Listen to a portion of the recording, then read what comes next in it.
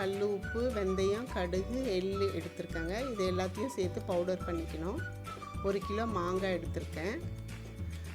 250 ml oil எடுத்திருக்கேன். இப்போ வாங்க எப்படி செய்யுதுன்னு பார்க்கலாம். இந்த பவுடர் கொஞ்சம் போடணும். போட்டு கொஞ்சம் ஆயில் போடுங்க. போட்டு இது நல்லா மிக்ஸ் பண்ணிவிடுங்க. பண்ணிவிட்டு இதில் கொஞ்சம் மாங்காய் போடுங்க.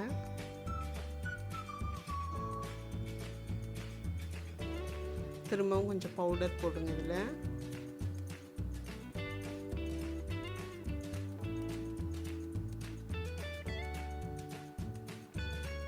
நல்லா ஸ்ப்ரெட் பண்ணி விடுங்க. அதை கொஞ்சம் ஆயில் போடுங்க. போட்டு நல்லா மிக்ஸ் பண்ணிவிடுங்க. இது திரும்ப கொஞ்சம் மாங்காய் போடுங்க.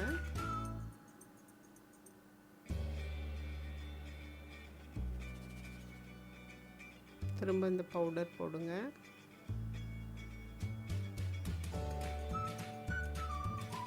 இந்த ஆயில் எல்லாத்தையும் போட்டுருங்க. 12 days இது அப்படியே இருக்கணும். இதை அப்படியே மூடி வச்சுடுங்க. மூடி வச்சுட்டு 1 விட்டு 1 நாள் இதை எடுத்து நல்லா மிக்ஸ் பண்ணி வச்சுடுங்க. வச்சுட்டு 12 days கழித்து இது வந்து ஊறுகாய் ரெடி ஆகிடும். நீங்கள் இதை வந்து எடுத்து தண்ணி படாமல் நல்லா ட்ரையாக ஒரு பாத்திரத்தில் எடுத்து போட்டு இதை வந்து நீங்கள் ஃப்ரிட்ஜுக்குள்ளே வச்சுட்டிங்கன்னா 6 month வரைக்கும் நல்லா இருக்குங்க, கெட்டு போகாமல்.